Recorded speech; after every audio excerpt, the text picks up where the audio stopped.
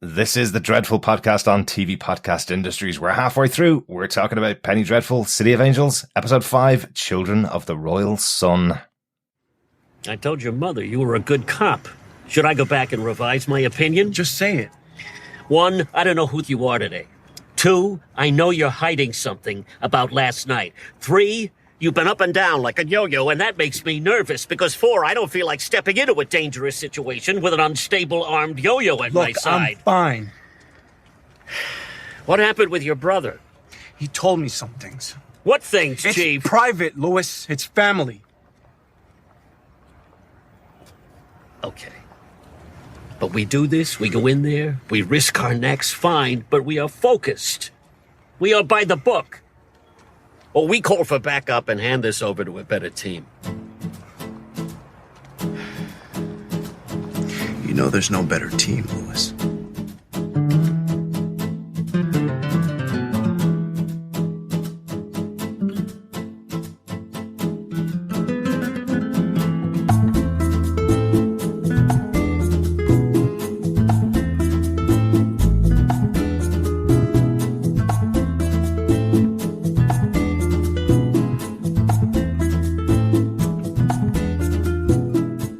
Welcome back, fellow Penny Faithful. This is TV Podcast Industries. We are talking about the 5th episode of Penny Dreadful, City of Angels, Children of the Royal Sun. I'm one of your hosts, Derek.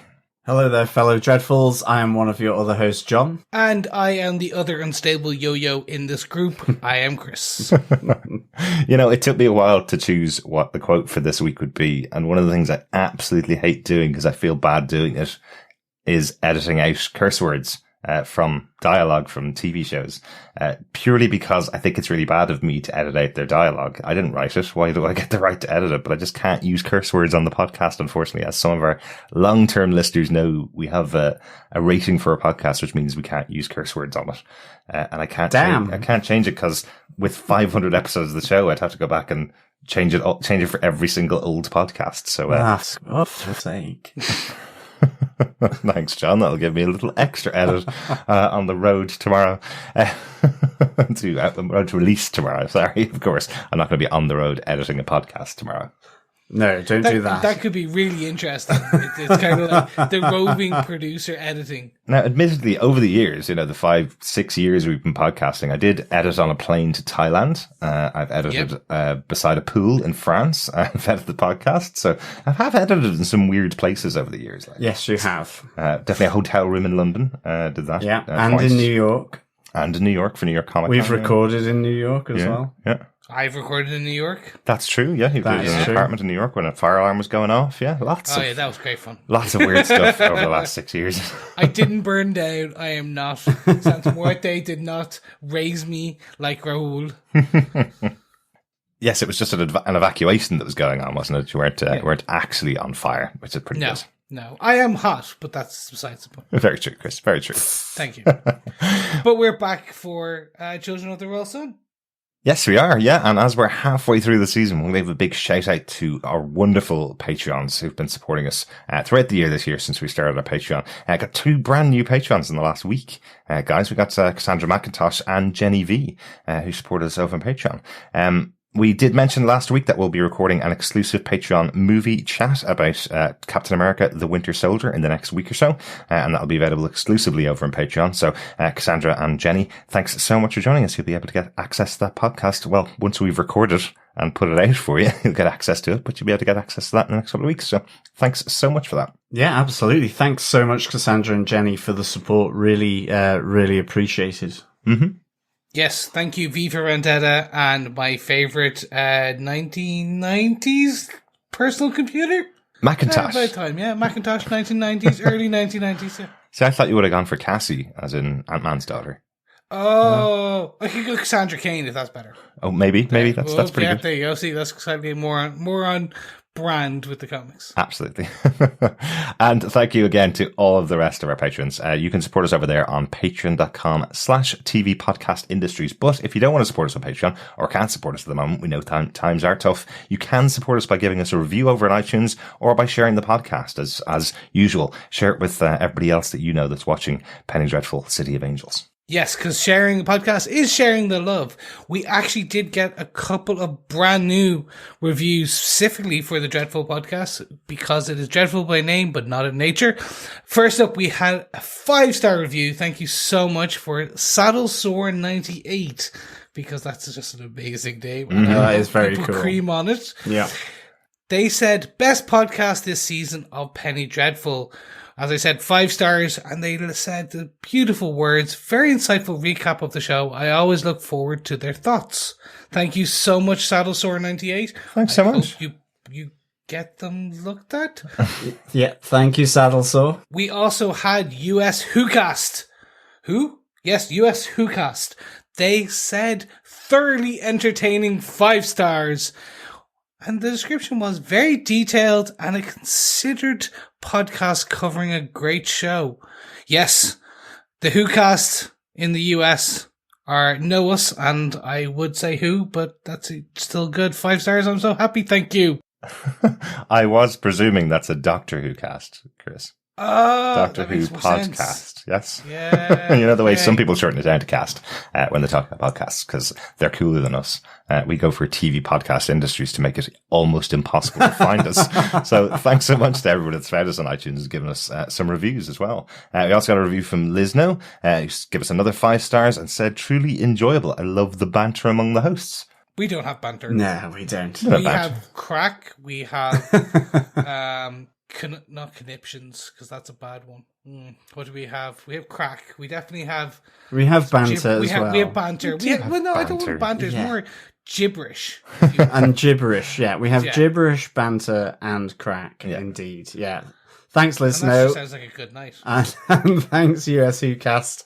It does sound like a good night. Yes, definitely. Just again, in case you don't know that in Ireland, crack is just a bit of fun, right? So this show is only showing in America and in Canada and in Australia. So they may not be aware. That's that crack true. Crack being spelled CRAIC.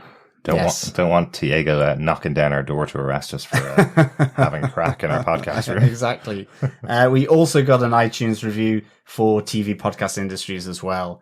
Great podcast, 5-star review. Love all these shows these guys cover. The pub quizzes are great fun too. And that was from the Steve38. Thank you so much, Steve, for that review. Really, we know who that is. We do, yes. Steve Brown. Steve Brown. Yeah, really good. Wonderful contributor to our feedback. Yeah. Yes, he is such a wonderful contributor. Shame he's lying about the pub quizzes, though. That's just like blatant misrepresentation. It's just because you don't participate in them. Exactly. It's true. Exactly. Yeah. They are great fun. They're so much fun that John's actually still trying to put together his pub quiz for our 500th podcast, which will be coming up at the end of this season of Penny Dreadful City of Angels. So only got 5 more weeks to go, John. I know. Lots of prep required. Loads of prep. Yes. Podcast old, not really old. Another thing, Chris, is because you don't drink when you do it. That's the problem. That's why I always say, grab yourself a drink. That's true. That is very true. To soften the blow of these mind-bending, really difficult questions that I'm throwing at everyone. Well, once again, thank you to everybody that's set us up. Thanks, shared the podcast, and joined our Patreon as well, and given us some reviews on iTunes. It's been really good of you. Thank you. Yes, definitely. Thanks, everyone, for all the support. Really good going, for sure. Right, yeah, on to Penny Dreadful City of Angels, Episode 5, Children of the Royal Sun.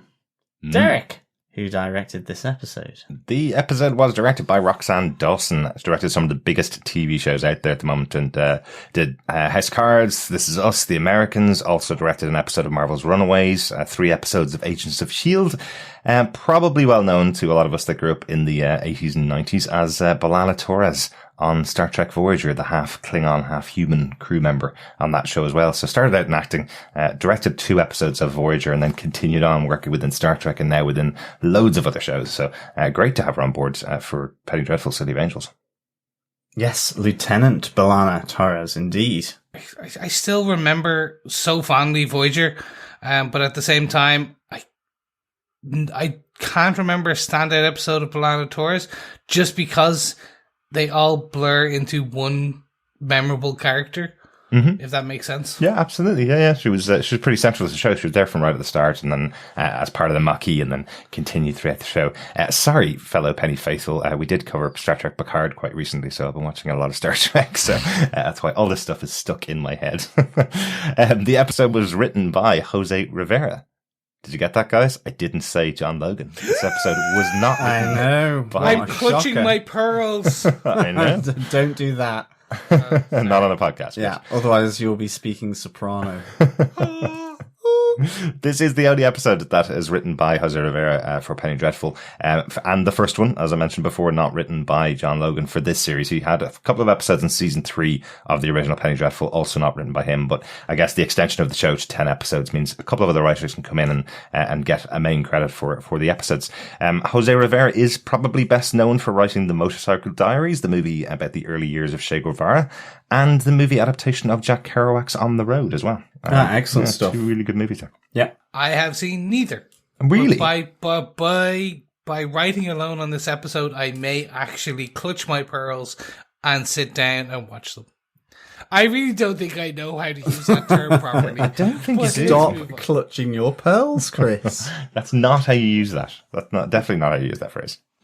So I know it's a terrible, terrible thing, and it's probably a shame on my cinematography kind of all your houses, days. Chris. Yeah. But you could hold it against me. But I've seen some things that most people probably have never seen. Multiple times I've watched Encino Man / California Man, In the Army Now, Jury Duty, and most importantly, the seminal work, Biodome. If this was Game of Thrones, it would be curses on all your houses, Chris. There would be red, blue, green, and yellow weddings all over the show. Or just people like stripping me naked, walking down the street going, shame, shame, Yeah. shame. Something like that. Especially after those 5 movies that you mentioned. I'd highly recommend Motorcycle Diaries. Thought that was a really good film. Yeah, definitely check that out if you do get the chance. But John, do you want to tell us what they gave us with your synopsis for the episode? Sure. Mateo Vega grapples with the aftermath of the murder of Officer Riley, but Rio puts him at ease. Josefina Vega confides in Sister Molly, who's shocked to discover Josefina is Tiago's sister.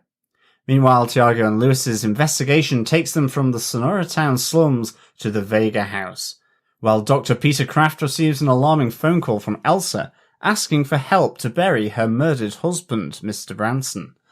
Dottie Minter warns rocket scientist Brian Koenig to keep clear of the Nazis, as Kurt watches on. Alex lectures Councilman Townsend about his own connection to Kurt. As Tiago discovers and confronts his brother for the murder of Officer Riley, Mateo is unrepentant, but Tiago sets him free as Lewis captures another member of the Pachuco gang, Diego. A big episode this week. I'll call this out quickly, and I was going to keep this for notes, but if you did follow our Dreadful podcast as we went back through the first 3 seasons of Penny Dreadful, this is very similar in tone to season 2, episode 5 of the original Penny Dreadful, where basically it's sexy time. Sexy Penny Dreadful. On Penny Dreadful, where every character has sex and there's something behind every manipulation or every type of relationship that's going on in the show, and it all culminates or comes to a head, as we said at the time, in this episode. Yes, absolutely. Well, I tell you what, from this episode, I would certainly like to be a tailor. I would certainly measure that in a leg, for sure. I feel really bad for the actor on this part, because I was just like, you have a whole crew with you. Mm-hmm. You have a fantastic actress who is not half bad on the eye, mm-hmm. and you're trying to, it's probably a cold set, and you're butt naked. And then you got a guy who's not half bad either to the eye. And at the whole time, you have to kind of just stay in character, like wear your, what do they call them? Merkins? No, it is a merkin. Yeah. So my God, this is probably one of the hardest scenes, and I'm using that term specifically for a young actor. I don't know. I think you can play it off that he's in character the whole time. If anything does pop up during the scene, Well, absolutely. He could be called the Tailor of Panama, just to keep with the Latin American theme. Hey, look at you! Well done. I mean, I was just thinking, well, the next time I go to get a suit fitted or something like that, say, for example, a wedding suit, and, you know, would the tailor expect me to sort of lay down with him and his... Well, not necessarily lay down. I was just thinking more that he would take my measurements whilst I was unclothed. It's a very different tailor, Chris. Hopefully, Chris, he wouldn't do that. I think that would be maybe slightly unprofessional. Especially if you're going for your wedding suit as well. But if that was the way that you... If that was the way you had to get measured up for your new suit... and the weird thing is because they're so baggy, it's almost like they're not really measured up properly anyway. So, well, that was the part I was kind of like, when you're doing a zoot suit, do you not just go super big on everything? It basically looked like you stole Shaquille O'Neal or Michael Jordan's suit and put it on a 10-year-old. It's apparently part of the original origin of the zoot suits was that they were suits bought cheaply because they were oversized. So they were ill-fitting suits was how they started in around 32, 33. But by the time it had come up to this stage, the bigger members of the community, the most important members of the community would want to make sure they have a proper tailored zoot suit that's made to fit perfectly. Even though that's baggy, doesn't mean it can't be fit perfectly. That is to be true. The perfect bagginess, let's say.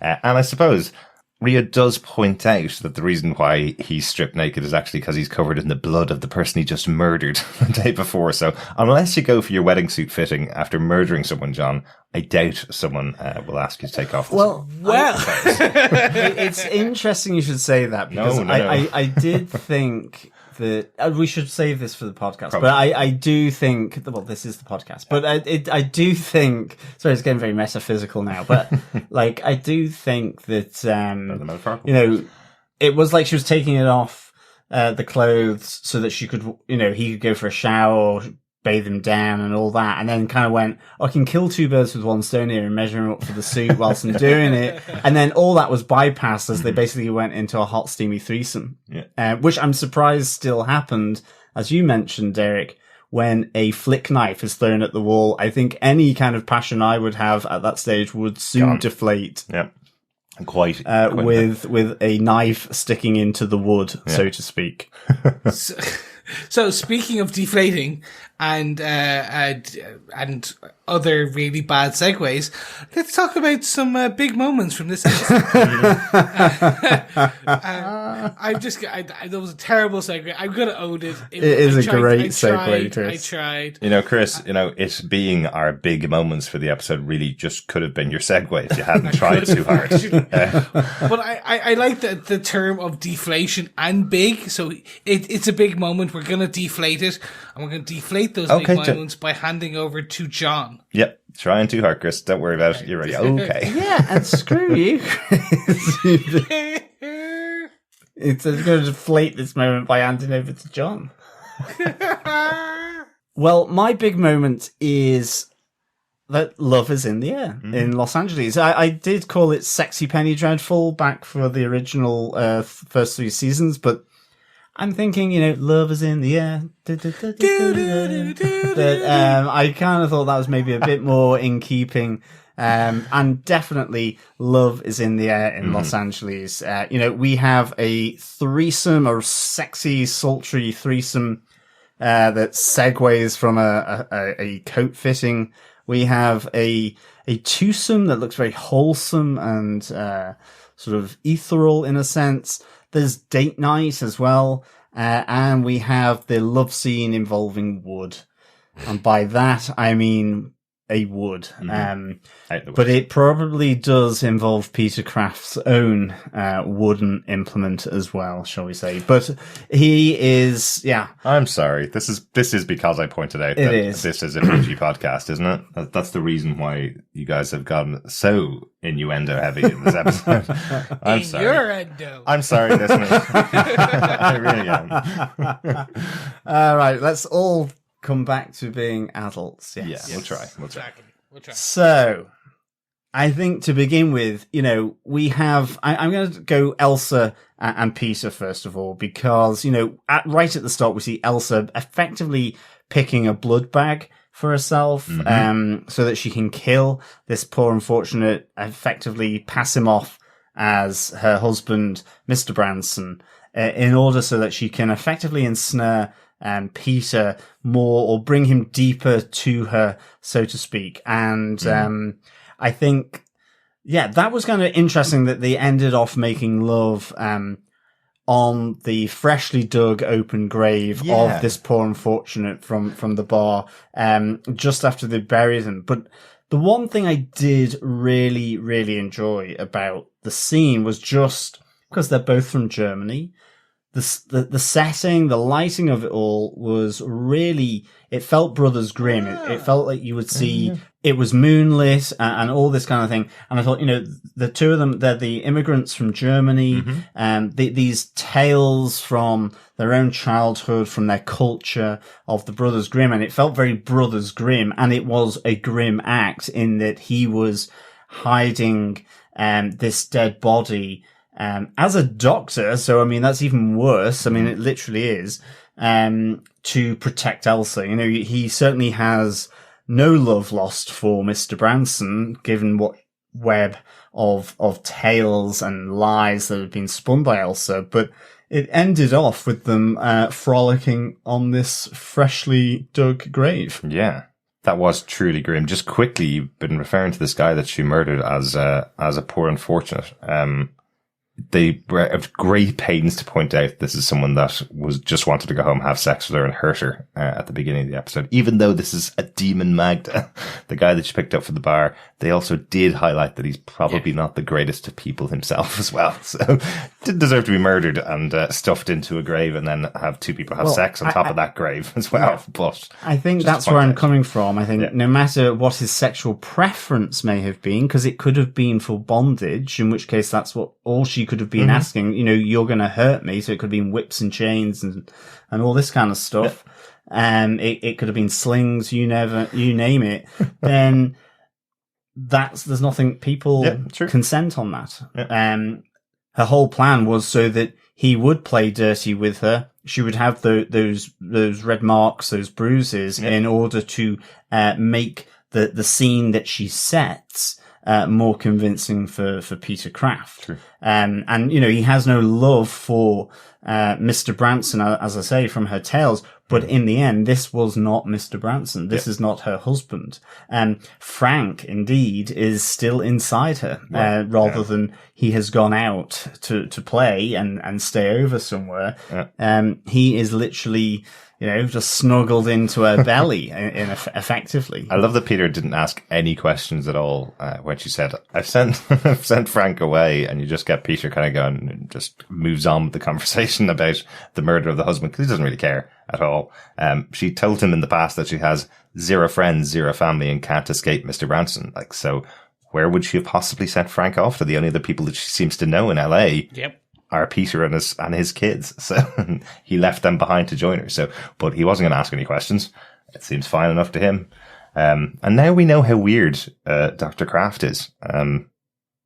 Sex on the grave of a person you've just buried. I don't know. That just seems excessively weird. It felt like a quickie. It felt like the moment overtook them.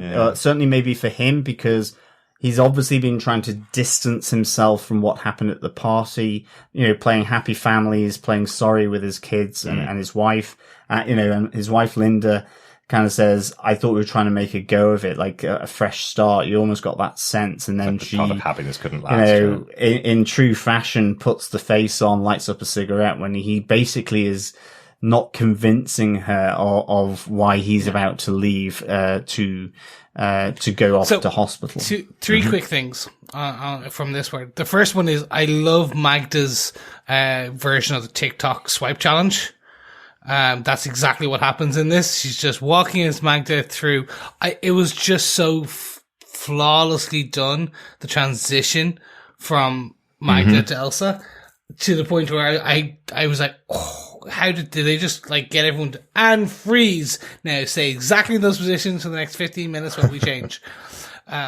Pretty much, I'm sure. I was going to actually ask you to explain what a TikTok challenge is, Chris, because I'm old. But I think I get that one. I think I understand what that would be. It's basically they swipe in front of the camera and they changed them.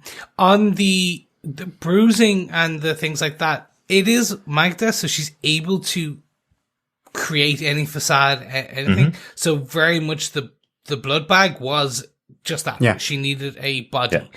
But I've been wondering, and I've brought it up before, what is the end goal with Peter? And I'm starting to think, again, it's join Chris with his crazy delusions and ideas of where the story might be going.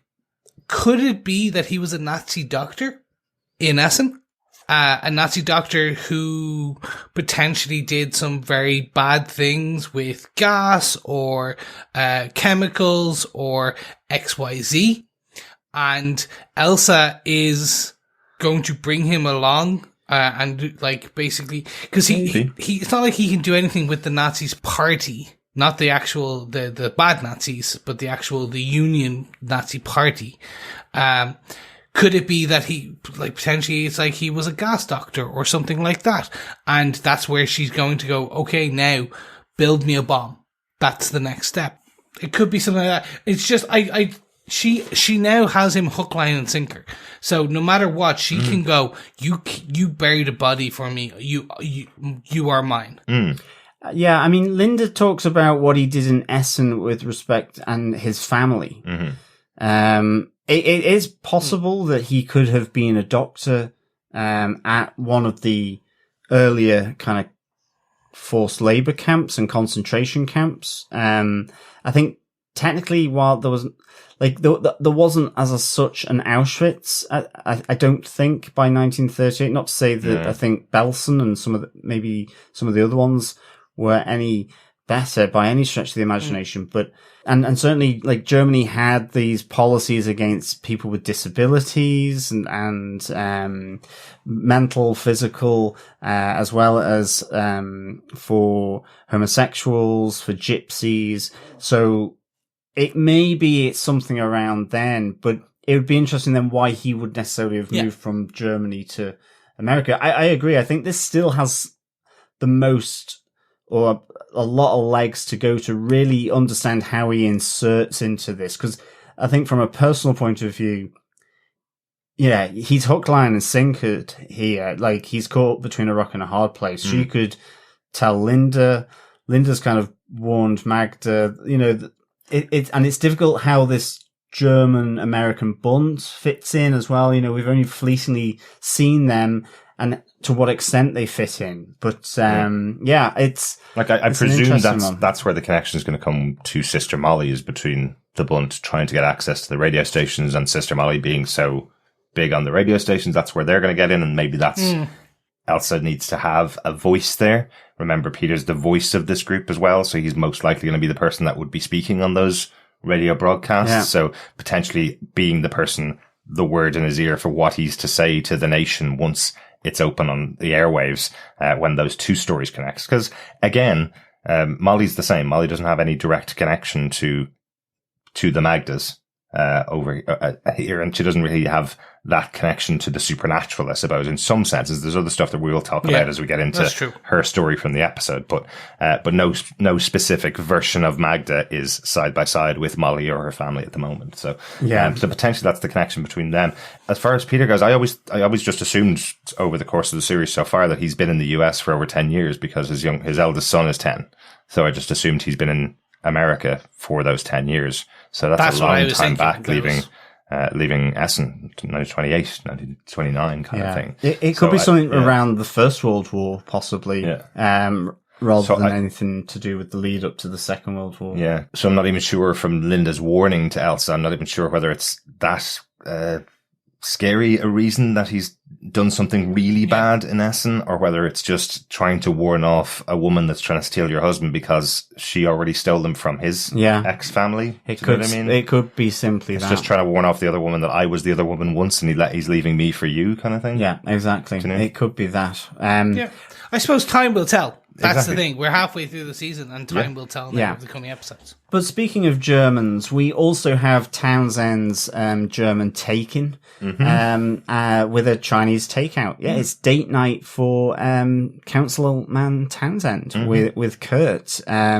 this, again, I think was kind of interesting. It just put a different light on Councilman Townsend. Mm-hmm. I don't think he's any less abhorrent or whatever, but it's in a sense that you see a little bit of a more bounce in his step. He's thinking about his appearance because obviously Kurt has injected a fair amount of sort of self-confidence into him, and fire. Exactly. I love the fact that you see him dancing to the tune. It kind of reminded me in front of the mirror as a kid, kind of bopping away or singing to a pop song.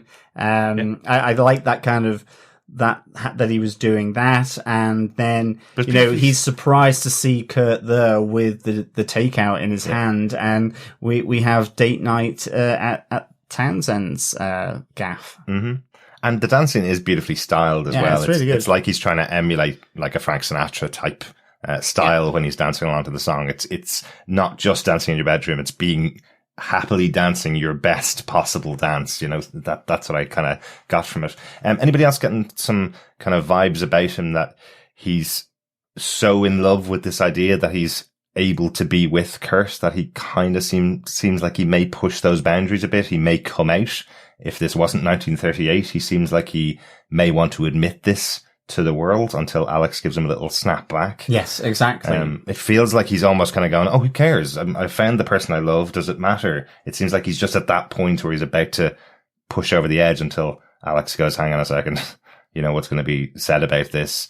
What your father's going to say, what Councilwoman Beck is going to say, and how she's going to use this against you. It just felt like he was genuinely going to be possibly a first step in a path to freedom for homosexuality in a way, because he seems like he's going to go and this is amazing, I can tell the world, and she's like, nope, don't want to do that. Yeah, no, I just think it's a really kind of nice way of approaching Townsend's character from a different point of view, and in a sense, it's his own self-esteem.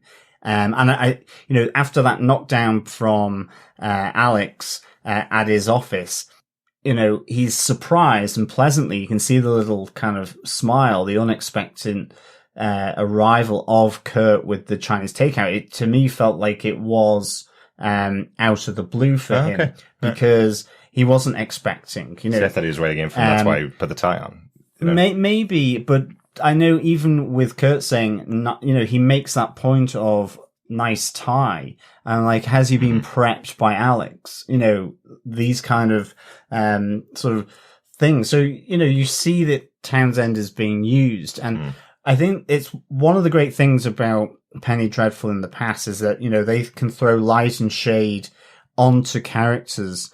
It may not be that you like them anymore, but they always kind of give their perspective. You always are told the reasons or the justification as to why someone is doing what they're doing. I think with Townsend's case, it's, there is discrimination, there is bias and inherent prejudice there.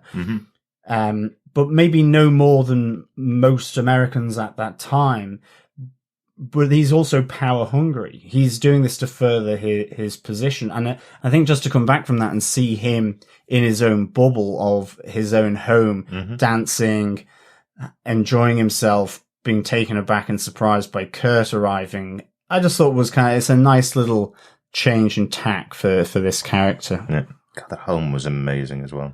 Oh my god. Yeah, it was really I was just like, that was the biggest takeaway for me. I was like, oh my god, I really wish I could live in 1930s LA just for the architecture and the house by itself. Yeah, absolutely. So I'll put my hand on my heart. After complaining about the extended dance scenes previously in this season, this was perfect for me. This just gave a nice spring in the step to the character. And John, as you said, it's not about trying to make you like a villain. Like, he is a villain. Exactly.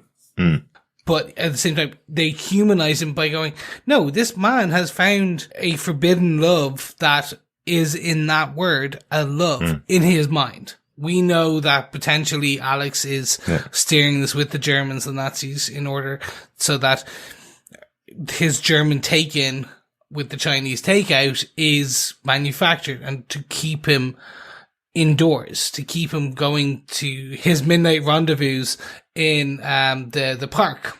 I think potentially the plan, as you said, like he could have been, based on this, one of the first characters back in, potentially in the days, to like be out and proud, obviously.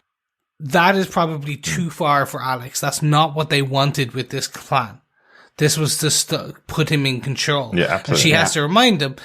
And that even that reminder does little to quench that flame. So it will be interesting to see how this may blow back in her face. I think one of the themes they may explore is that even though Elsa and Magda, I should say, whispers in the ears of the characters and prods them in the direction, she can't control them. And that's something we've seen. She gets angry when human will exerts itself. Yes. And they don't do what she has whispered for them to do. We saw this before, where she literally, as Alex and then Magda, blew out all the windows. Because she's getting angry. And I think that's a theme where we'll see towards the end, which is no matter how much evil prods us and whispers us, like human will win out sometimes. Human love, etc. I think just quickly as well for me, I think from a writer's perspective, giving this idea that, you know, like you're talking about free will, but also seeing Townsend possibly in a way that it almost giving him this other dimension means it always kind of leaves the possibility open that Townsend could change his mind, that he's not this straitjacketed villain, that there is always the potential from his own experience by being homosexual that he may actually begin to be able to empathize. He may also not, of course, but I think that's a really good writing device because it does always allow you and leave you options of which direction this character can go. Exactly. Within the show. And that is why I always think it's great when they show these different sides, in Penny Dreadful. Yeah. Yeah, absolutely. Like they're just so good at doing that. You know, it's one of the things that John Logan really is great at doing, is just creating these kind of multi-layered characters, you know. Just really interestingly, Michael Gladys was doing the live tweet for Penny Dreadful City of Angels the other night, the actor who plays Councilman Townsend. This whole scene was also choreographed by Tommy Tong, the Irish choreographer who did the big dance sequence from episode 3, Chris. But I think one of the things that he was talking about was what he loves about Penny Dreadful. What Michael Gladys was saying, what he loves about Penny Dreadful is they're also using dance as one of the languages of the show, much like all of the other languages of all the main characters in the show. They're using dance itself as a language within the show. So I just thought that was a really interesting note. This dance itself is called the Broken Hearted Soft Shoe, is the dance that was created for the show. So you may be right. The idea that he was at home alone and then decided to put on the record and dance because he's alone, and then that's when Kurt arrives. Potentially that's exactly the thing. He's feeling alone, feeling like he's able to do a little have a little moment with himself effectively, and then Kurt turns up and makes him even happier. So yeah, but learned to dance in 3 weeks after only doing one class of tap when he was younger. So I think he did a great job. Yeah, really good stuff. I think the other big love element, probably less love, certainly one side of it, more sexy, raunchy, sensual, hot, passionate, is we've got the Pachuco threesome.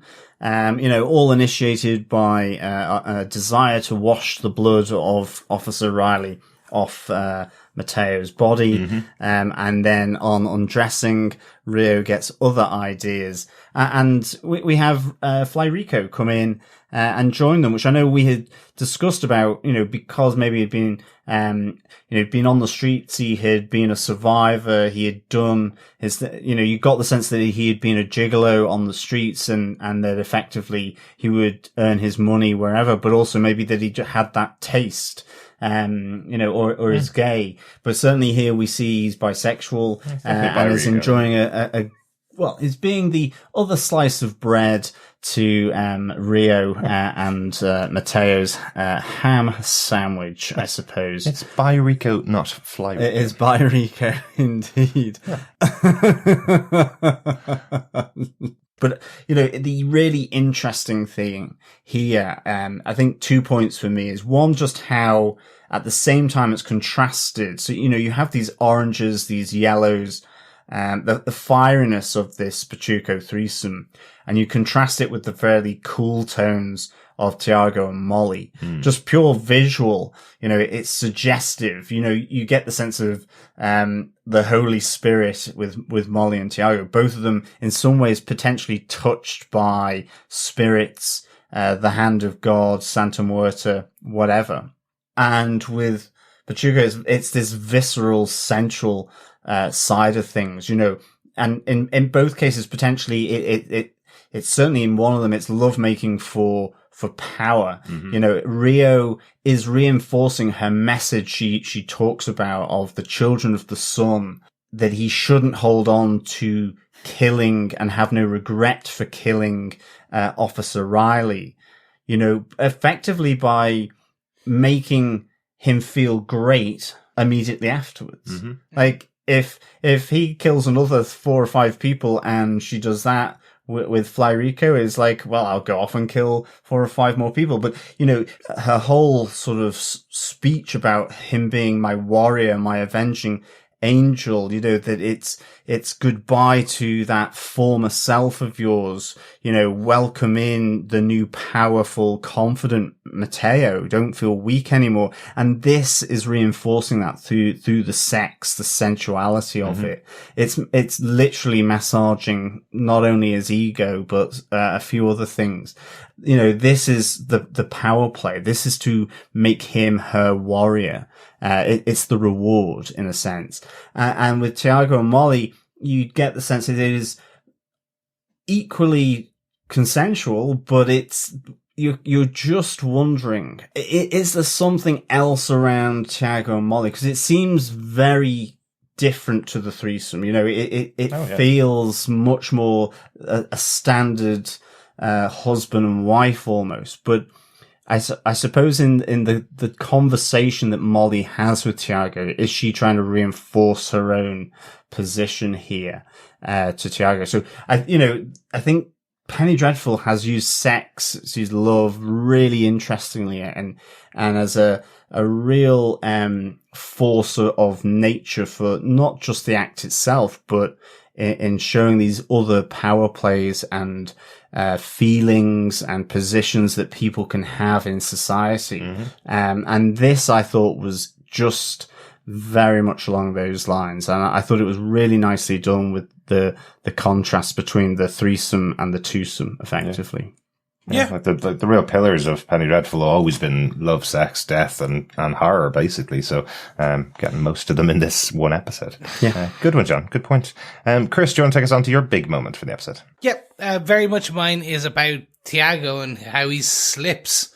He's slipping further and further from being this honorable officer, this pillar of justice that Michner describes him as being to Mama Vega. Like, Michner describes why he was happy to work with Tiago, and we see the fall of Tiago. It's starting to, he is crumbling that honorable officer. So first of all, as John just described, the soapy dishes did lead to a slip in the bedroom of the holiday home. And it's not just it's Molly, it's the fact that it's a suspect.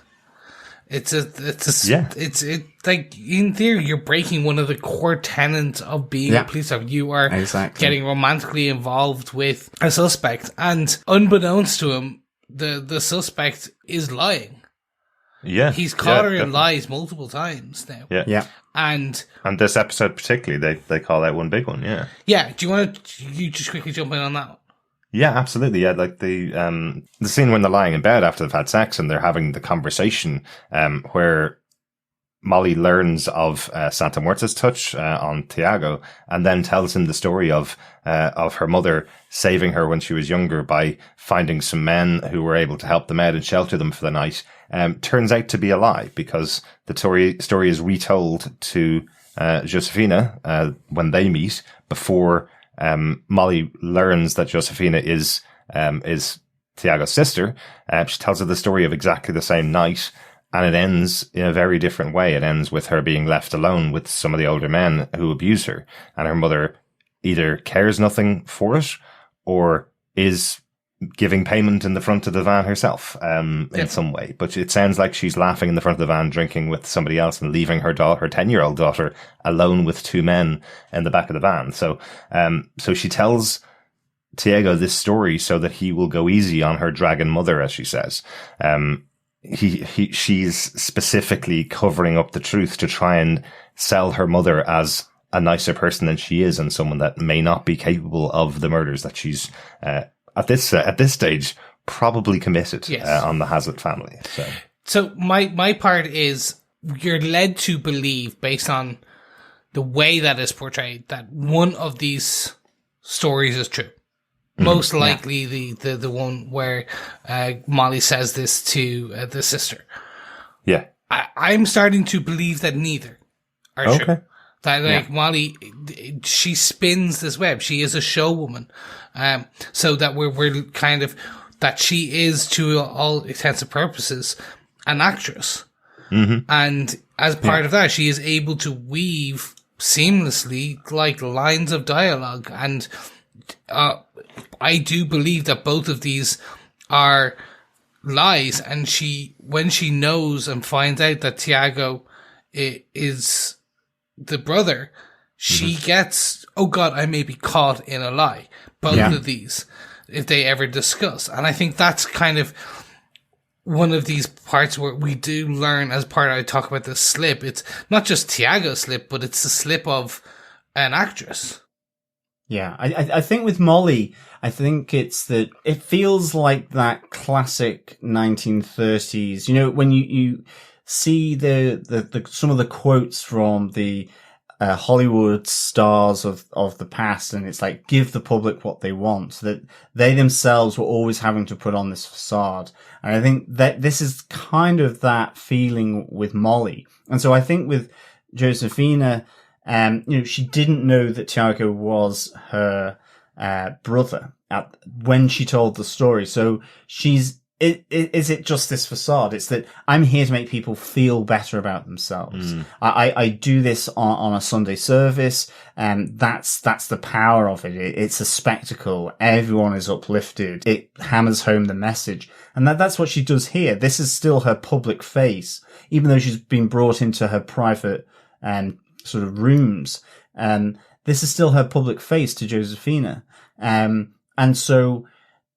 it's different to what Tiago, that this is what he wants to hear, that she's not brutally battered or bullied by her mother. So she's trying to almost console him. And at the moment, there's still elements of that I keep thinking about it. But the danger is that she is actually doing this purposefully, and that she is almost like a spin doctor as well. Yeah. You know, which side does it lie on? Yeah. Does it have the innocence behind it, or is it spin doctors? Yeah. And that's the really, interesting thing, I think, with Molly.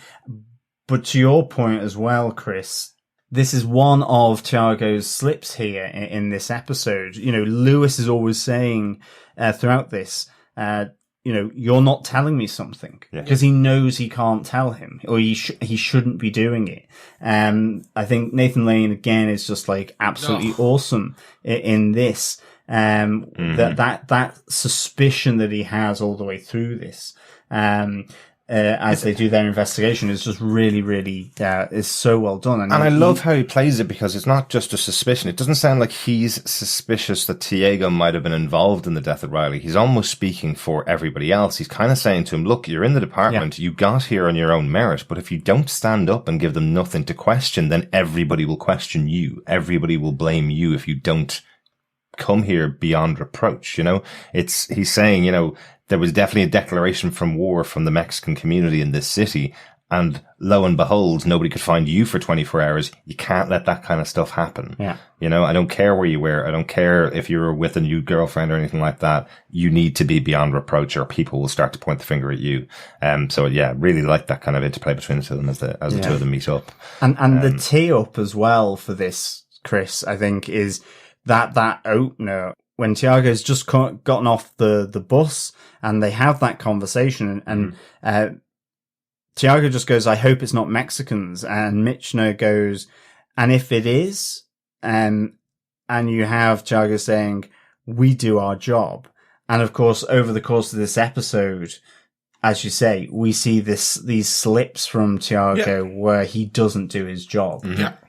So the second part of the slip, and sorry, before I even get to that, one thing I will say, and I assume you guys will agree with me, we've just spoke about Michner. Mm-hmm. I've known Nathan Lane for years. For me, he's always been a very much a character actor.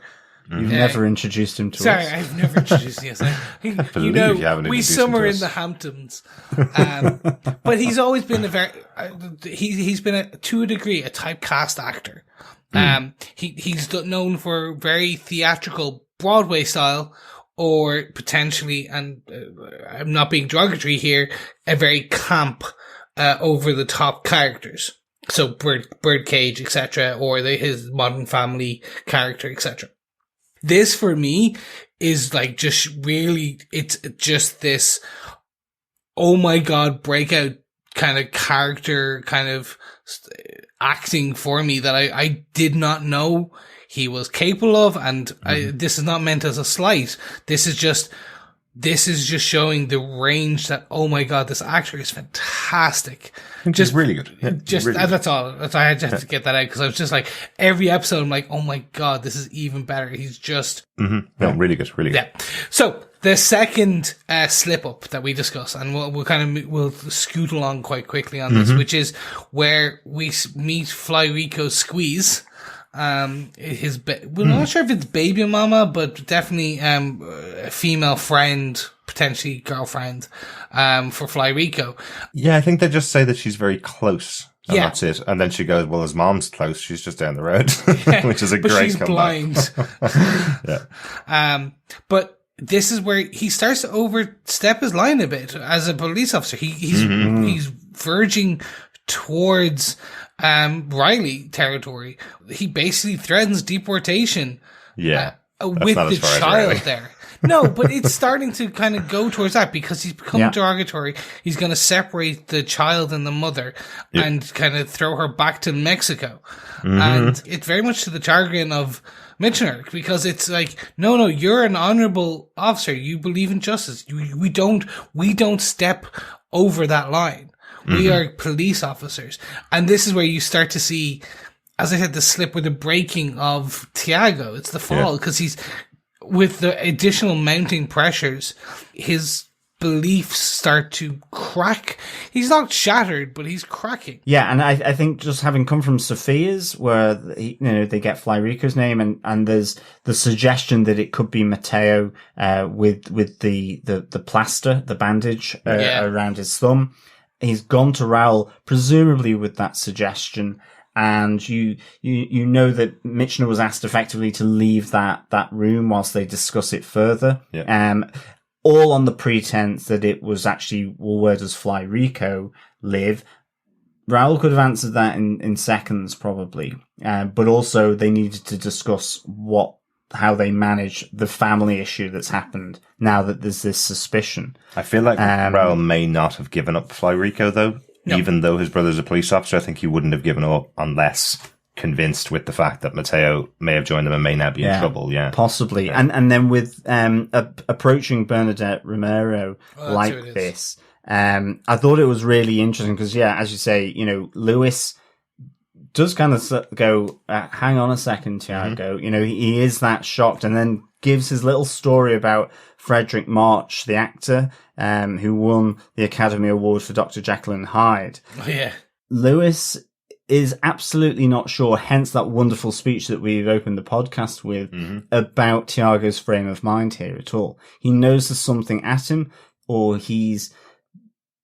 it's something for as probably as far as Lewis can determine, to do with the fact that he wasn't able to contact him for 24 hours. He feels it's connected to the Riley case potentially. Little does he know probably that it's connected through his family, through Mateo. Right. So I thought that was a nice little nod, and I think just that nice little reference back to the fact that you have Dr. Jekyll in the original Penny Dreadful. There's no connection here whatsoever, but it is just simply that just that nice little literature reference, I suppose, from Well, my side. hang on, because you're stealing my notes here, John, by a wide margin, because this is massive for Penny Dreadful fans, the fact that they've mentioned a movie version of Dr. Jekyll and Mr. Hyde, because Dr. Henry Jekyll was in season 3 of Penny Dreadful.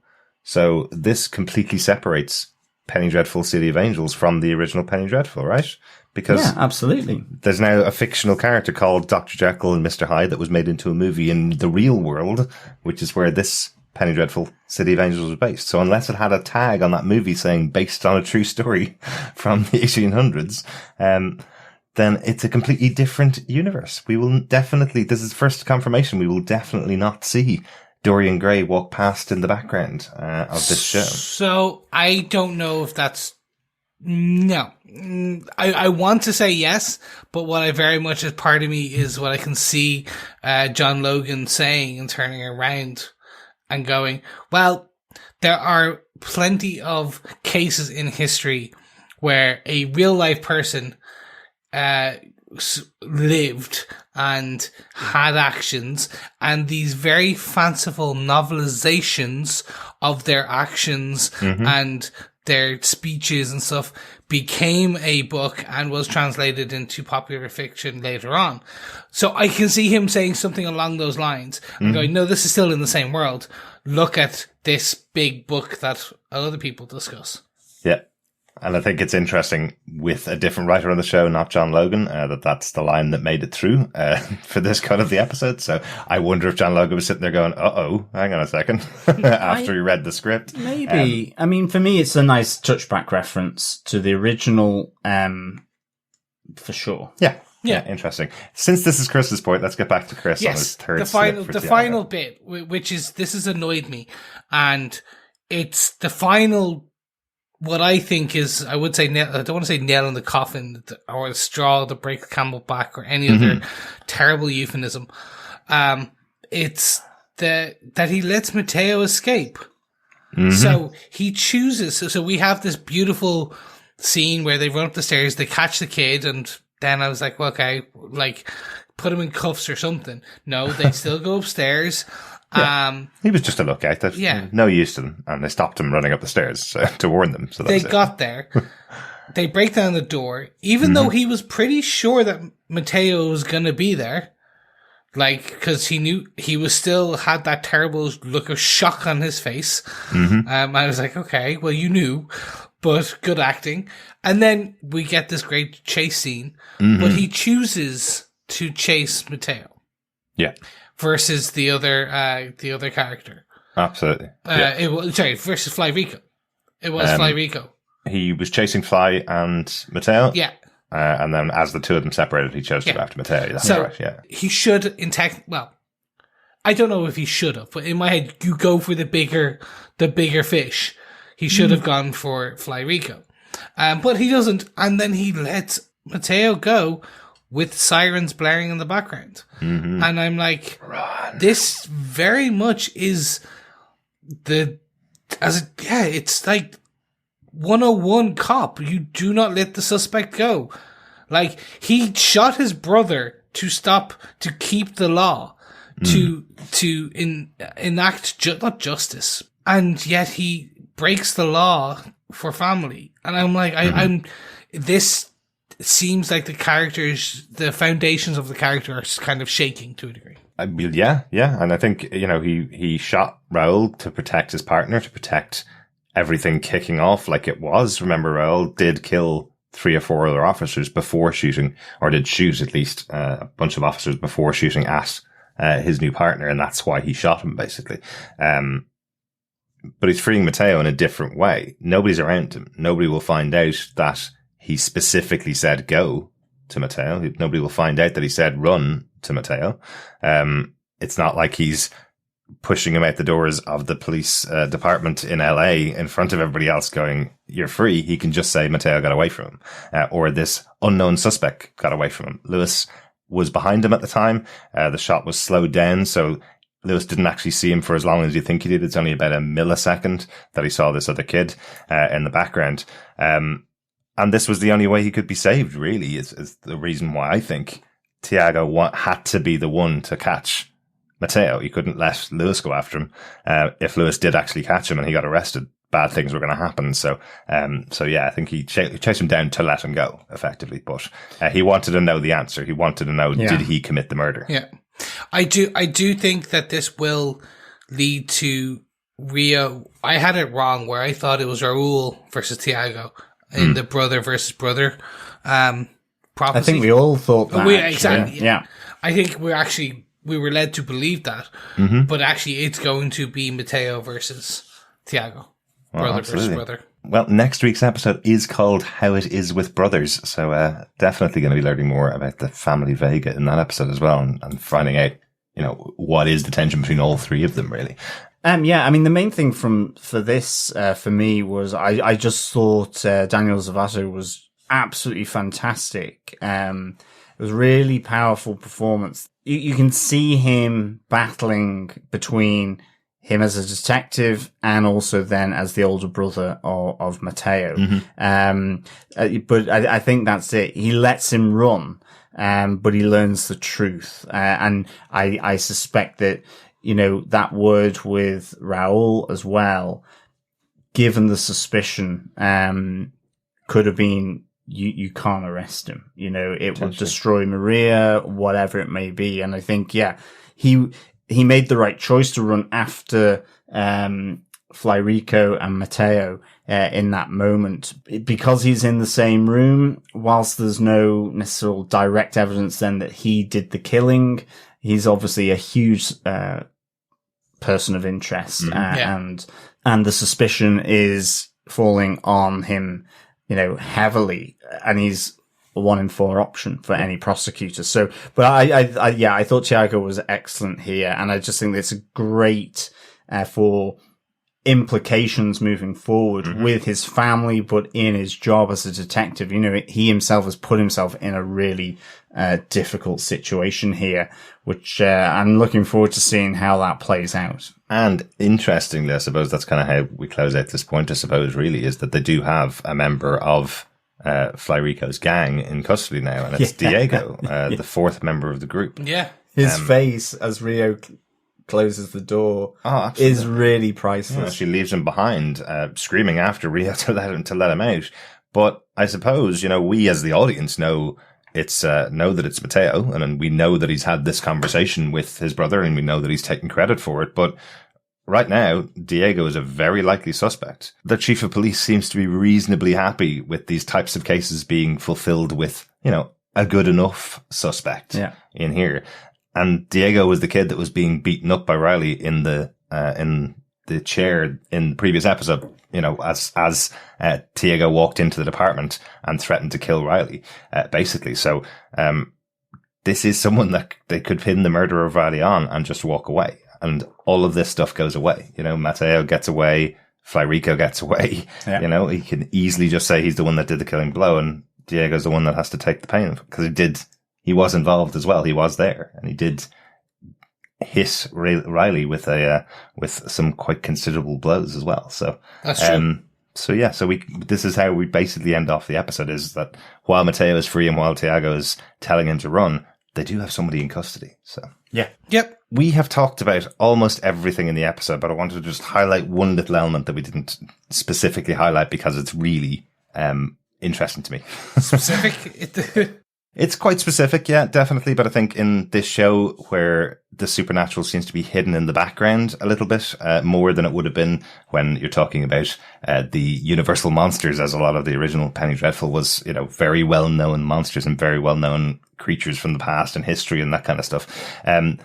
I think Rio talking to Mateo, when she's undressing him and getting him ready for his zoot suit, effectively, I think her actual speech to him, giving the fictional supernatural evolution of the Pachucos, is just fascinating, because she's effectively bringing the Pachucos back like as if they are the warriors of an ancient god. She's saying that they are the sons and daughters of the Aztec god that was unconquerable for 1,000 years and gave many blood sacrifices to keep in that place of power. His followers would give blood sacrifices. So effectively kind of equating what Mateo did by killing Riley as a blood sacrifice to keep the Pachucos alive. So I love how she's kind of combining all of this information together and effectively saying that they've risen from the ashes of the Aztec past, combining that with the arrival of the conquistadors from Europe and their own religion, similar, I think, as we talked about in episode 1 of this show, similar to the American gods idea, where multiple gods coming together, forming different and the same versions with just slightly different names, effectively. Yeah. This is how they merged a lot of religions together when Christianity came across from Europe into various different countries. They would take some of their deities and kind of twist them slightly and rename them as similar to their own deities within the Christian religion. So I loved this kind of idea that effectively Rio is, and we know she's a demon, Rio is talking to Mateo almost as Magda, saying, this is how our religion, the Pachuco religion, came to be, and you need to get rid of your Christian ways, this unreal God that you have. She pulls the cross off his chest, or the medal that's on his chest. She pulls that off his chest, telling him to give up on that God and go for her God and their God. So I thought that was a really interesting use of those historical religious practices and the combination of all of them, because I think it's probably the closest we've gotten to Magda having a conversation with a human. Yeah. In the show.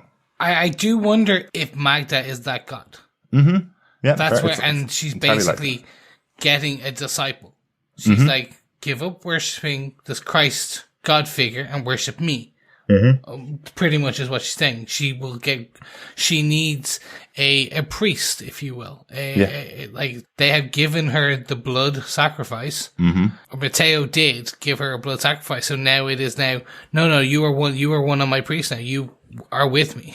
Yeah, potentially. Yeah. And that's just why I thought it was so interesting, given it's a couple of lines of dialogue, but she's very specific about the historical details that she's giving. And it's not just, you'll get your zoot suit and we'll go out dancing every Saturday night and we'll make sure that nobody takes over the Mexicans, or anybody in the city. It is, this has stemmed back for millennia. Yeah. In the history of the Aztecs, the history of the Mexicans. We are now bringing it to America, and we are this religion. We're not just a dance group that are Christians dancing every Saturday night, up in the Crimson Cat, So I thought it was quite interesting. And it's interesting that you've also pointed that out, Chris, because it was something that I was saying to John when we watched this episode. There's something odd about Molly as well. Molly hasn't mentioned Christ over the course of these 5 episodes. She's mentioned God. She's mentioned higher powers. And in this episode, interestingly, just the wording of it, she says her mother introduced her to a powerful God. And I do wonder if that God will be named as Santa Muerta, or a Christian version of Santa Muerta in the future, or something like that. Or maybe not even a Christian version. She doesn't need to actually be Christian, to be honest. It's one of those ones where she's been choosing the words very carefully, that this deity that she worships may not necessarily be the Christian God. So I think it might be Magda. Maybe. Because essentially we know the mother's bad, and potentially the mother introduced her to Molly to this God of Magda, which is, and that is the connection. That is that point, because that's the bit I was trying to figure. Yeah. Because I'm like, that whole side of it is godless in the meddling aspect. And I was going to bring up this, I was flirting with the idea that potentially the bodyguard was Magda in, or another, like, it was Frank all grown up, if you will. Okay. But I don't think that's 100%, because that's not, that the bodyguard isn't whispering. Yeah. It's, if anything, the mother's whispering to the bodyguard. Right. So I was like, well, potentially when Molly was in behind the curtain and in her state and stuff, she's just talking to Magda. Magda can be veiled to human senses. So maybe she's just there beside her. Maybe. Yeah, maybe. That's an option. And the reason why I was thinking Santa Muerta was possibly because I think twice now she's talked to Tiago, once about the actual marks that she sees in his skin in this episode, and instantly said that's a protection to him. And previously, the first time they met back earlier on this season, she said to him about Santa Muerta, he said, people tell me I saw her when I was a child. And she says, maybe you did. And doesn't seem to have any kind of judgment, doesn't seem to have any kind of, well, no, those deities don't exist. I'm a Christian. I believe in these deities, your deities don't exist, that kind of conversation. It's very respectful of the possibility that there are other deities, and that's why I'm wondering whether she does actually worship another deity like Santa Muerta. And that would also lead to a point where we will have Santa Muerta versus Magda through the humans that they're speaking through or talking with towards the end of the season. There you go. That's another theory. It's a good theory, and you know me, I like my theories. Yeah, absolutely. There you go. That's it for my big moment from the episode, because I think we've covered almost everything else. The only other couple of little bits that we haven't talked about are Dottie meeting up with Brian Koenig in the episode. And perhaps the end of Dottie, because we do see she is now being followed. Mm-hmm. Yeah, I think for me, the one big gem from this episode that we have to make reference to is Lewis and meeting Maria Vega. It's just a really priceless scene between, I think, two real big heavyweights here. I love the fact he goes in and says, "You're not actually Jewish, are you?" You know, there's some really good fun here between the two, and almost him. You know, it was interesting when she said, "You know, you're the one I should be thanking. You had the guts to pick a Chicano to be your partner." And we know from the first or second episode where he said, "I just didn't have a choice." Although he, you know, where does the truth lie? And it may be that Maria has some insight through her, through praying to Santa Muerta. But that was just a fabulous moment between the two where she goes through all the different colors, different Santa Muertas for the different reasons why you pray to that particular one. I love the fact you've got that scary ass central Santa Muerta, and Lewis is like, "Look at her teeth," and she goes, "Yes, she's beautiful, isn't she?" And he's like, "Well, that's one way of saying it." Like, yeah, I mean, I wouldn't call like the skull beautiful in that sense, but it was just really nice. I want to see more of Maria, for sure. I think, you know, to get presumably a bit more Santa Muerta here. I was going to say Santa Maria then. But this is, this was a great little scene between these two actors here. I thought it was a really nice moment between the two. Definitely. I definitely want to see more of Maria Vega. She's such an interesting character. And as I mentioned earlier on in the season, seems massively powerful. Like, she describes her prayer to Santa Muerta as, "Santa Muerta is really powerful. Ask what you want and you get it." Well, there's not very many deities that anybody worships that can get you exactly what you want if you just pray for it. But it's happened twice now for Maria. She's just asked Santa Maria for whatever it is, and in she arrives. Is Maria Vega the actual embodiment of Santa Muerta? Another one. Is she another embodiment of her? Is she helping out Maria Vega specifically because she's a really powerful bruja, witch? Or is there some other connection there? Yeah, I don't maybe. know, but I want to see more Maria. She's a great actress too. And also just that she does give Lewis there a black Santa Muerta for protection. So, you know, what can it hurt, right? But I suspect Lewis may need to call on Santa Muerta's protection moving forward. That little black idol will 100% come back to play. Definitely. Yeah. Because it was so prominent in the following scene of being on the hood of the car. Yeah, I'm absolutely. like, all right.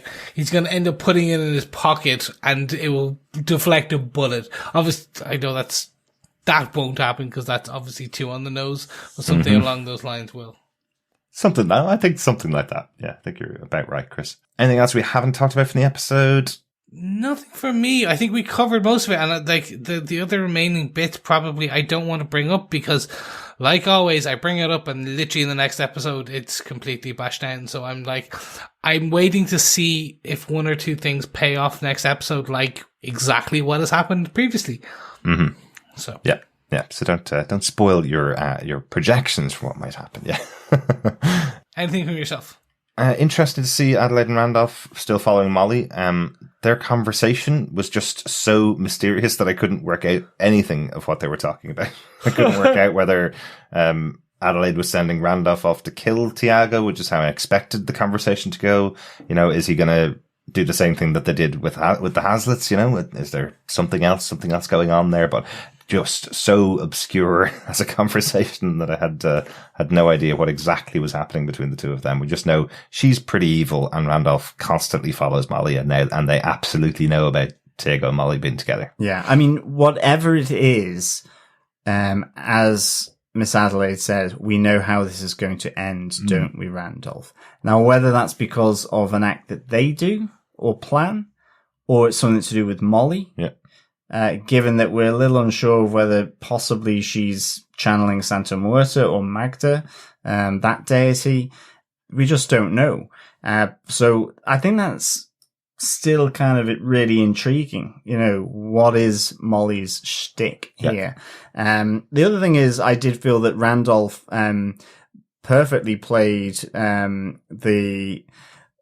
just that kind of, you know, great Hulk kind of character that sort of obeys the master. It did remind me of the supermarket attendants from Hot Fuzz. So I was expecting him to kind of say "yarp," Nice. As he goes off to you know do his master's bidding, so to speak. Or maybe the original Frankenstein's monster from the old movies in the 40s and 50s. I was going to go Solomon Grundy. Yeah, absolutely. Solomon Grundy Born on a Monday. Yeah, it's exactly. Just, that, again, fictional, but based on historical, or not historical, but narrative-based kind of history. Yeah, absolutely. Yeah, no, Hot Fuzz. Yeah, that's better, yeah. Yarp. I instantly thought of the giant from Twin Peaks when I saw him. I just think he has that kind of look about him. So, yeah. A couple of the quick notes for the episode before we go on to some feedback. One from a previous episode that I only learnt about this week, which I thought was fascinating. We just didn't comment on it at all. Do you remember when Lewis Michner leaves the bodies of his friends in the morgue and goes up the stairs and rips his lapel off while crying, effectively, while mourning the loss of his friends?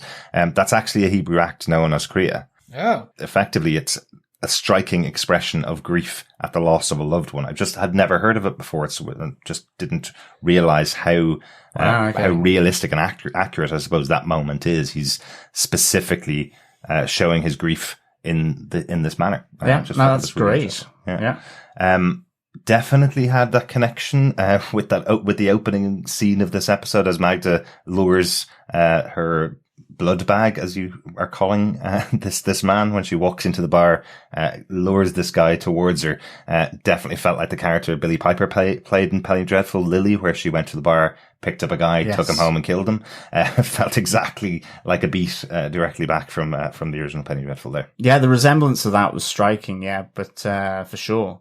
I think otherwise the only notes from myself was just that on those other colours of Santa Muerta, we had gold for wealth, white for purity of heart, red for love, green for justice, and black for protection against kind of evil spirits or just evil in general. Mm-hmm. I did love the little touch with Maria saying that none of her children believe in Santa Muerta, except for Raul.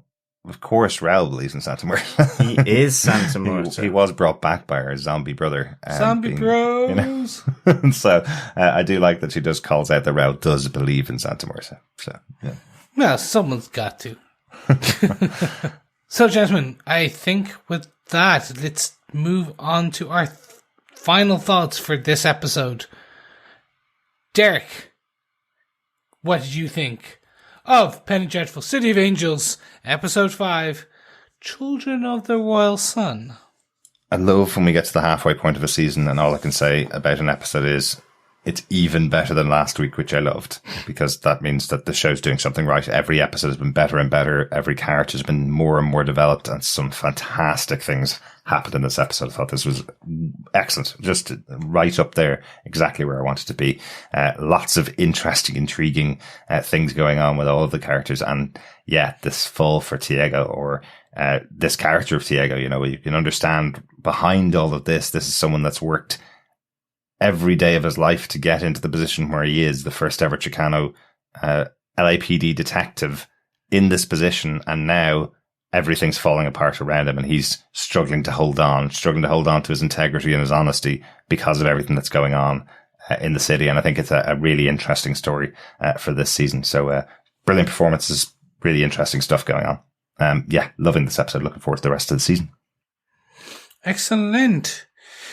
Johners, what did you think of episode 5? I absolutely, I love this. For me, it's 4.5 Haymarket anarchists out of 5. Little one for Dottie there. I think, for me, when I first watched it, I came at it purely from that gem of a scene between Lewis and Maria, to be honest. And I really liked these two wise, beings sort of just sharing their wisdom, their thoughts and so on around Tiago. But I think Tiago, it was great having him much more central in this episode, really getting our teeth into Tiago and what he was doing and just how he is proving himself to be human, and slipping, as you said, Chris. I loved again that Penny Dreadful provides, a look into how people are behaving, and that through the eyes of love or sex. And I think this was really, really good to see. I think the speech by Rio to Mateo is massively powerful, to him. He is no regrets Mateo after she has that speech, delivers it to him, for him, and then beds him effectively, to really hammer it home. But again, Tiago learning the truth about his younger brother and making the decision to let him run, really great stuff, all around here. So looking forward to see how the capture of Diego pans out, for, next week's episode. Mm-hmm. Absolutely, a really good episode. Chris, what did you think overall? I can't say much more outside of what you gents have already said. I'm starting to eat the crow, in that I have said over time that, I was like, yeah, parts of this is dragging for me. I made a joke before we started recording. I was like, yeah, this episode had nothing. It's going to be an easy one. We'll knock it out in 40 minutes. Although nothing significant, I'll give you the perfect example. Last night, I watched a Netflix film called Extraction, which is about 2 hours of non-stop abs, action, fight, car scenes, just go, go, go. It's just assaulting the senses.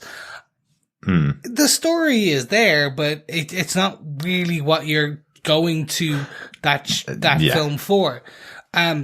We're going to Penny Dreadful for the story.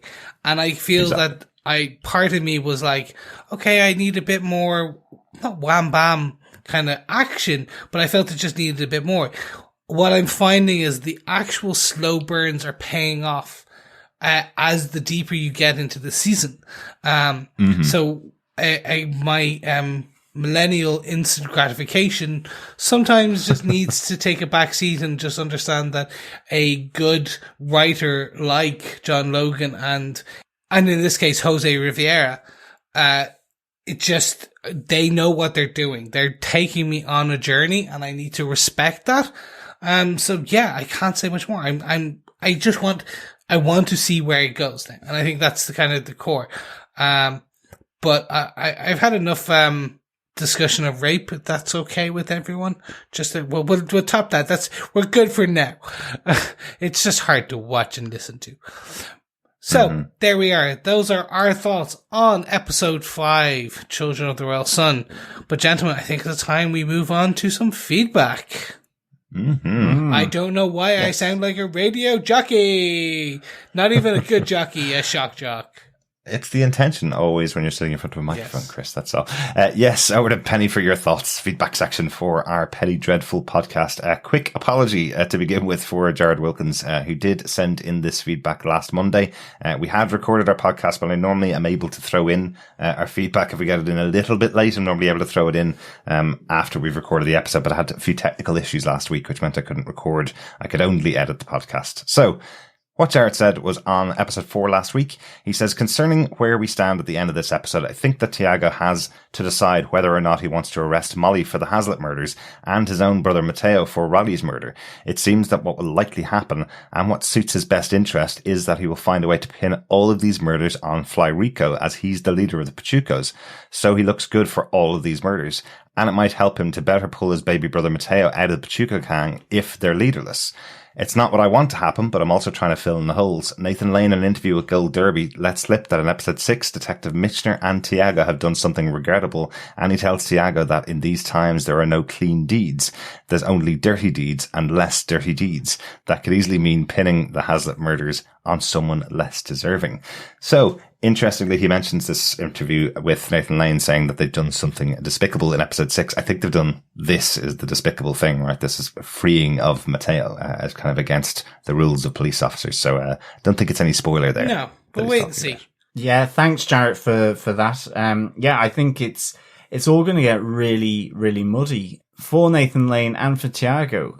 Even Nathan Lane has his little side project with the Nazis and with obviously Brian Koenig, as we saw in episode 5, where he's asked Dottie to keep up the observation of him. Mm-hmm. But Tiago, yeah, I think what with his the powerful presence of his mom, of Raul, and possibly his own feelings, then yeah, it sounds like it's gonna get messy for him in particular. I like the suggestion as well that, you know, what he wants to do, whether he wants to arrest Molly for the Hazlitt murders or not, or whether he's going to pin it on Fly Rico. And, you know, it comes back to Chris's point about Tiago's fall, in a sense, that he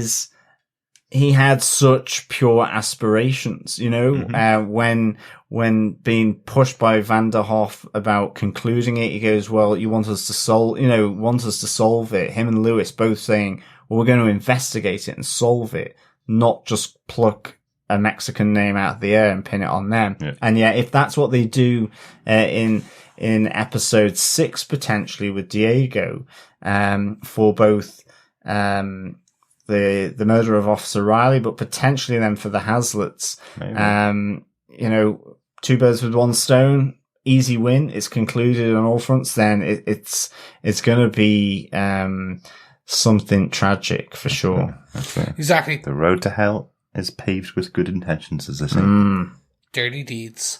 Yeah, I do think that's Jared. where they're going. I think there's dirty deeds and less dirty deeds, and in this case, they need to shut it down as the captain wants and requests. Absolutely. Thanks so much again, Jared, for that. I'm sorry that we didn't get it in the last episode. Yes, thank you so much.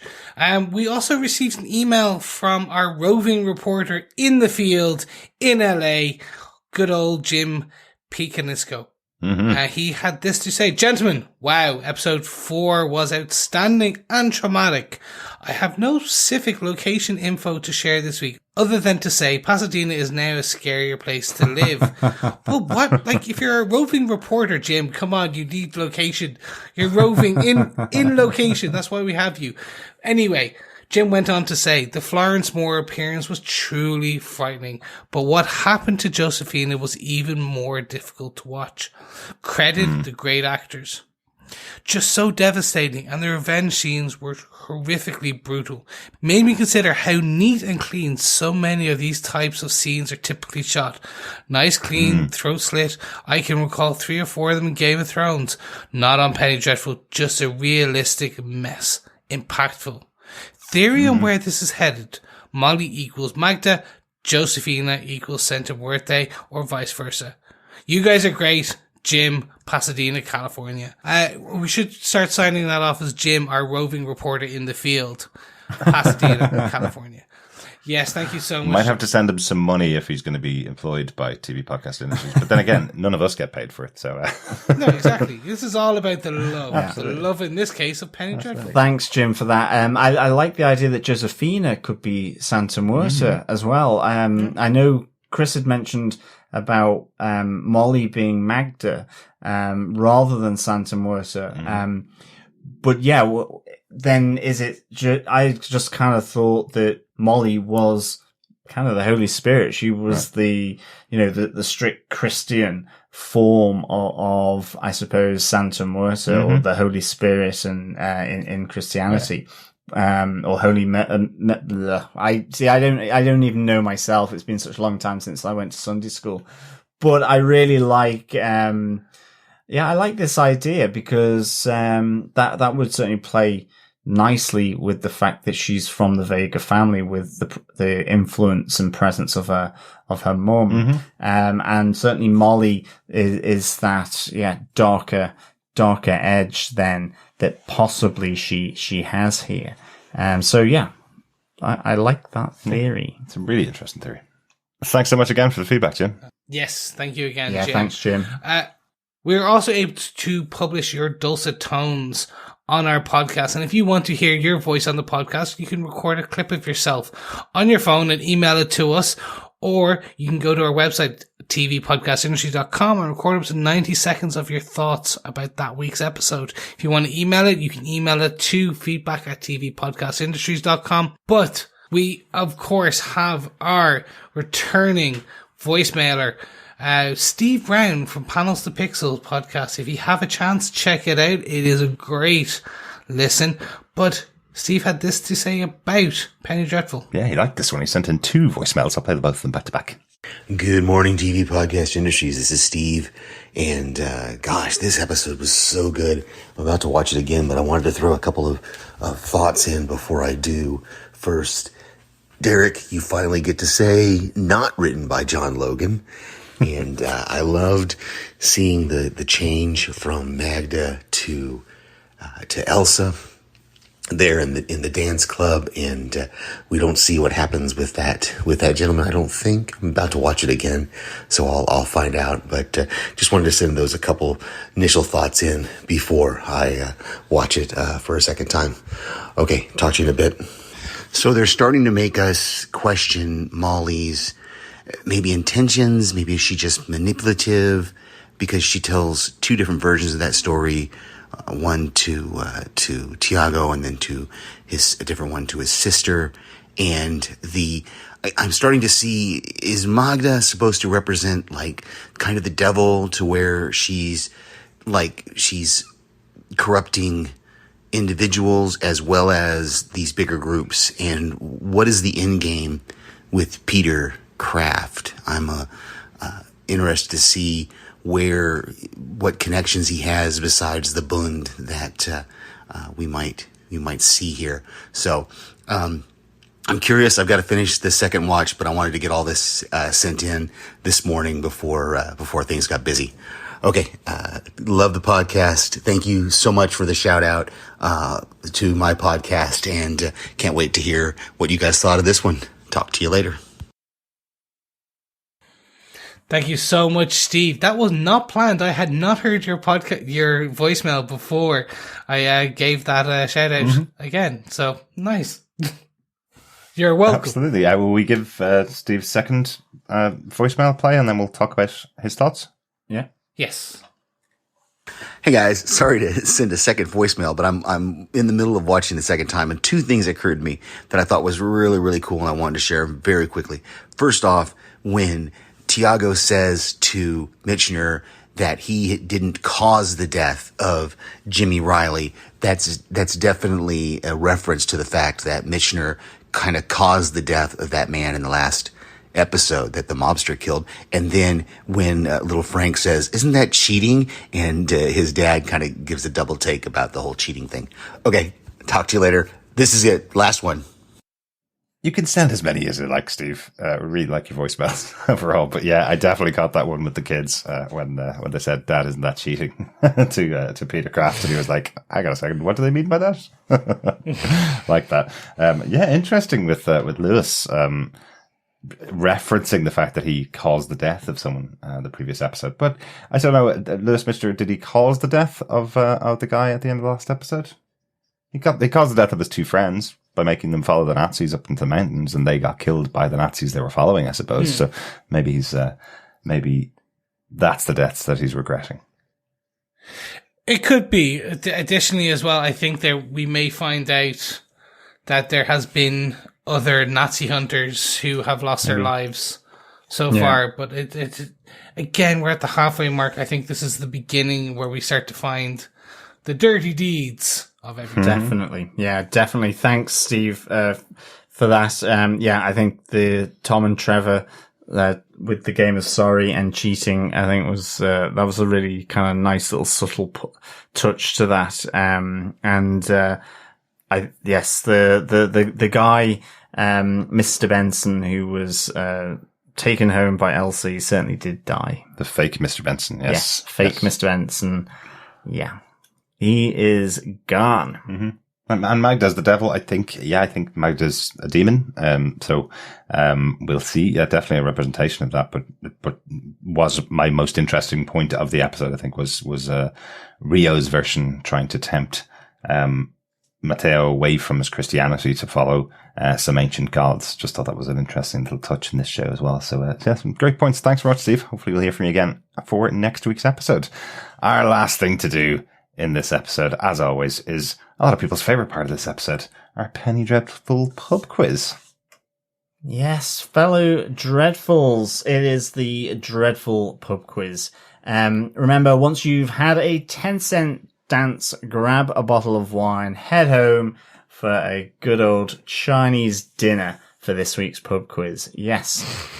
The question for episode 5 of Penny Dreadful is, what swashbuckling action movie was advertised when Tiago and Lewis went to visit Officer James Riley's Sonora Town honey, Sophia?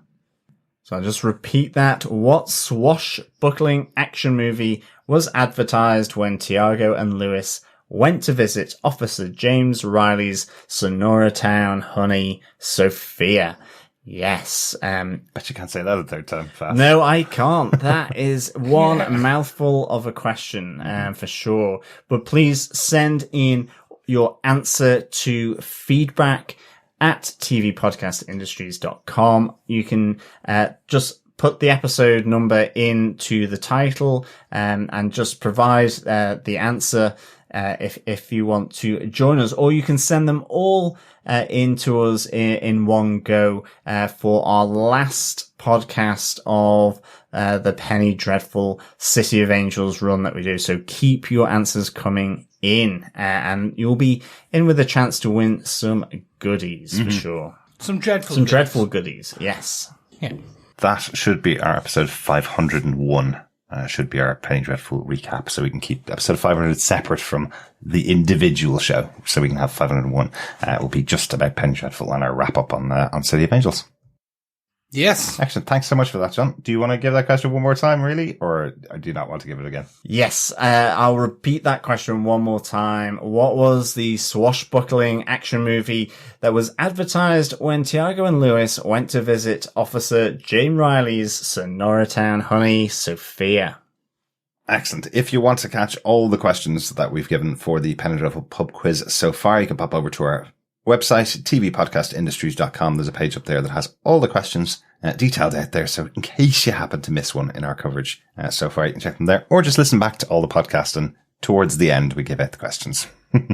Just do that. Do that. Give us the listen. Give us the download. Absolutely. You know you want. Thanks so much once again for joining us. Thanks to everybody that's rated us over on iTunes. Thanks to everybody that's been sending their feedback, sending their thoughts, and supporting us over on Patreon. We'll be back next week with our discussion of Penny Dreadful, City of Angels, Episode 6, How It Is With Brothers. Badly. I'm going. Yeah. It's bad. I've got 4 brothers. I know how it goes with brothers. It's always fighting, always nuggies, punching. Bad punching. It goes badly. Yes, thank you so much, dreadful listeners. And we will be back, as Derek says, very soon. Yeah, thanks so much, fellow Dreadfuls. We'll be back with you very, very soon. Remember, keep watching, keep listening, and keep praying. Bye. Bye. Bye.